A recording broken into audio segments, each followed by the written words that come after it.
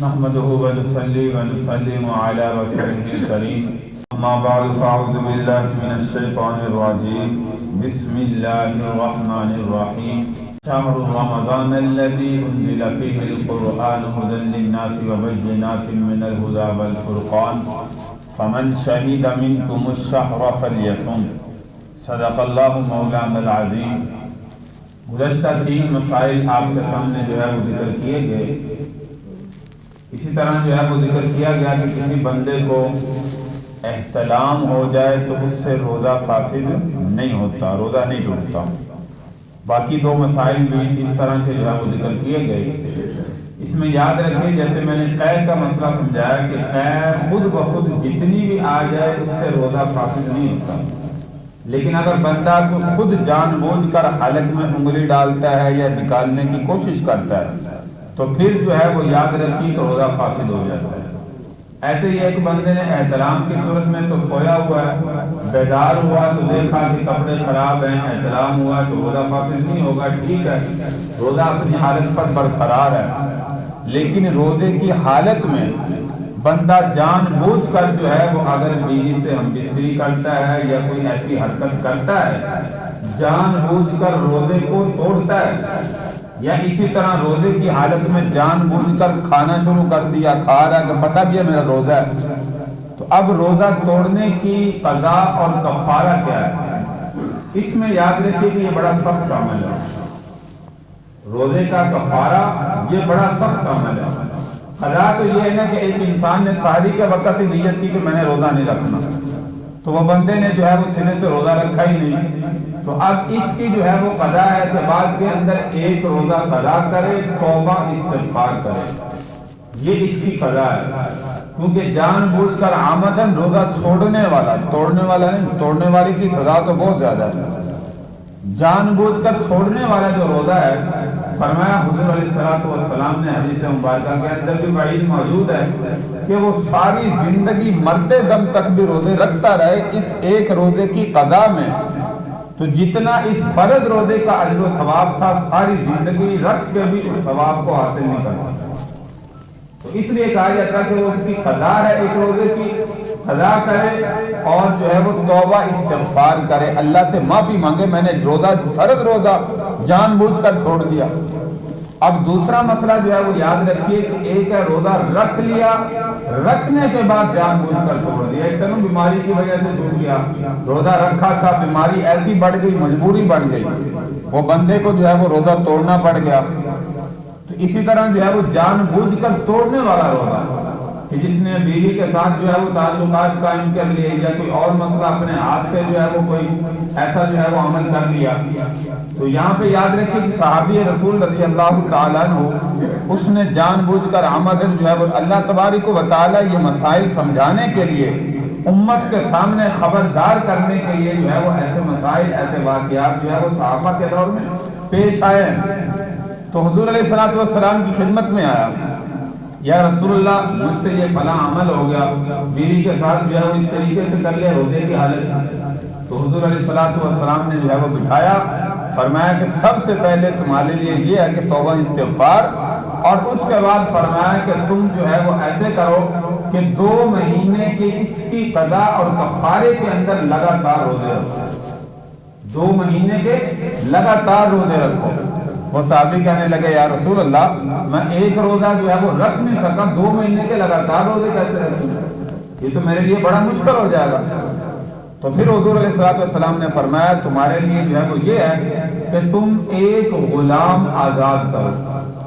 یا رسول اللہ میرے اندر اتنی طاقت نہیں ہے، میرے پاس پیسہ نہیں ہے، غریب ہوں، حاجت مند ہوں، محتاج ہوں، مسکین بندہ ہوں، میرے پاس تو اتنی بھی طاقت نہیں ہے کہ میں ایک غلام جو ہے وہ آزاد کروں اس کے کفارے کے اندر۔ تو پھر تیسرے نمبر پر حضور علیہ السلام نے آپشن جو ہے وہ اسی طرح دیتے رہے، پھر فرمایا کہ ایسے کرو کہ 60 مسکینوں کو کھانا کھلاؤ۔ یا رسول اللہ میرے پاس طاقت نہیں ہے، میرے پاس پیسہ نہیں ہے، مسکین بندہ ہوں، میرے پاس طاقت ہوتی تو میں یہ بھی کر لیتا، لیکن میرے پاس کوئی پیسے وغیرہ جو ہے وہ موجود نہیں ہے۔ تو حضور علیہ السلام نے پھر فرمایا اجلس، بیٹھ جاؤ۔ کچھ دیر کے بعد جو ہے وہ انجوروں کا ٹوکرا اللہ کے نبی کی خدمت میں آیا، صحابہ کرام رضی اللہ عنہم اجمعین کی طرف سے یا باہر بادشاہوں کی طرف سے، باہر صحابہ کرام کی طرف سے جو ہے وہ بہت سارے اللہ کے نبی کی خدمت میں روزانہ ہدایہ آتے ہیں، یا اسی طرح صدقہ خیرات کی چیزیں آتی ہیں، تو حضور علیہ السلام فوراً اس کو تقسیم کر دیتے تھے۔ تو اب یہ کھجوروں کا بہت بڑا ٹوکرا آیا، تو حضور علیہ السلام نے صحابی کو فرمایا بھائی یہ ٹوکرا اٹھاؤ اور جا کر مدینہ کے مساکینوں میں، حاجت مندوں میں تقسیم کر دو۔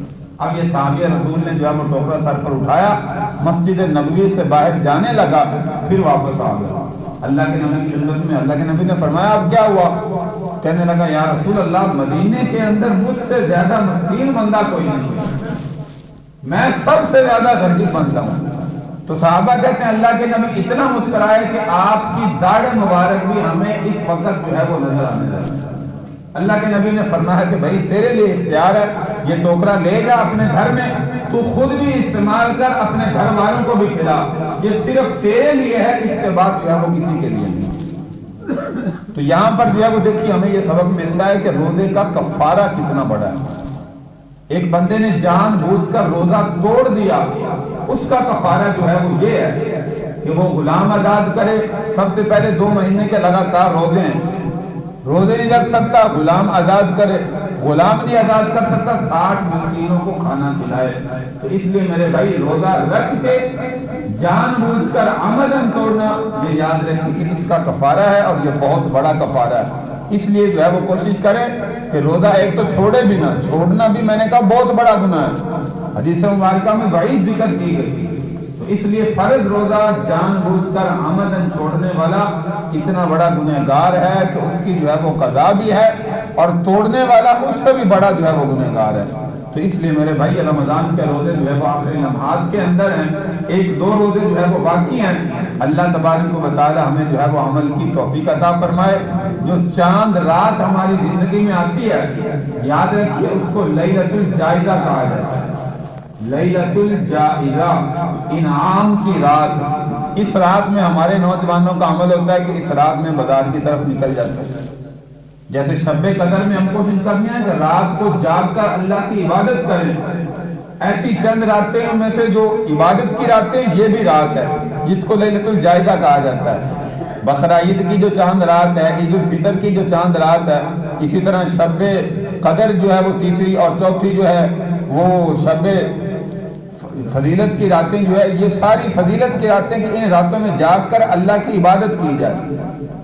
تو جو بندہ ایسے کاموں کے اندر مشغول ہو، مثال کے طور پر بازار کے اندر نکل جائے اور وہاں پر کہے کہ سیر و تفریح کر کے آتا ہوں اور جو ہے وہ آنکھوں کا زنا کر کے آتا ہوں، تو یاد رکھیے کہ یہ بہت بڑا جو ہے وہ کبیرہ گناہ ہے۔ ان راتوں کے اندر بھی ہمیں کوشش کرنی چاہیے، ان راتوں میں جاگ کر اللہ کی ذات کو راضی کرنے کی کوشش کریں، کیونکہ انعام کی رات ہے۔ اور جس بندے نے مسلسل روزے رکھے ہیں، ایسے بندے کو تو بازار کا رخ کرنا ہی نہیں چاہیے۔ اور علماء کہتے ہیں کہ عید جو آتی ہے نا، عید الفطر، یہ ہے بھی اصل میں اس بندے کی جس نے پورے مہینے کے روزے رکھے، تراویح کا قیام کیا۔ اس بندے کے لیے عید کی نماز ہی نہیں ہے جس بندے نے نہ روزے رکھے، نہ تراویح کا قیام کیا، نہ کسی اور عبادت میں حصہ لیا۔ اصل میں عید کے حقدار ہی وہ بندے ہیں، یعنی ان کو انعام ملنا اس دن کے اندر۔ حدیث مبارکہ جو ہے وہ موقع پر انشاءاللہ ذکر کی جائے گی، جو حضور علیہ السلام نے فرمایا کہ عید کے دن جو بندے پورے روزے رکھ کے تراویح کا قیام کر کے جنہوں نے اس کا صحیح قدر کیا، اس دن ان کے لیے اللہ کی طرف سے بہت بڑا انعام ہوتا ہے۔ اور فرشتے راستے میں جب یہ مسجد کی طرف، عیدگاہ کی طرف آتے ہیں تو راستے میں اس مسلمان سے مصافحہ کرتے ہوئے نظر آتے ہیں۔ تو اصل میں عید ہے ہی اس بندے کی جس نے روزے رکھے، تراویح کا قیام کیا، عبادات جو ہے وہ مکمل طور پر جو ہے وہ کرتے رہے، اس کی قدر کو جانا۔ جس نے رمضان کی قدر ہی نہ جانی، ایسے بندے کے لیے میرے بھائی جو ہے وہ کوئی نہیں، بلکہ ایسے بندے کے لیے بعید ہے کہ وہ ہماری عیدگاہ کے قریب بھی نہ آئے، کیونکہ اس نے اللہ کو ناراض کیا۔ تو اللہ تبارک و تعالیٰ سے دعا کہ اللہ تعالیٰ ہمیں عمل کی توفیق عطا فرمائے۔ حضور علیہ السلام کے ان فرمانات پر عمل کرتے ہوئے جو فضیلت کی دن ہے، فضیلت کی راتیں ہیں، اللہ تبارک و تعالیٰ زیادہ سے زیادہ ہمیں جو ہے وہ عبادت کی توفیق عطا فرمائے۔ اور جو وعیدوں کے دن ہے کہ ایسے مسلمان کے لیے یہ وعیدیں ذکر کی گئی ہیں اللہ اس عمل سے ہم سب مسلمانوں کی حفاظت فرمائے.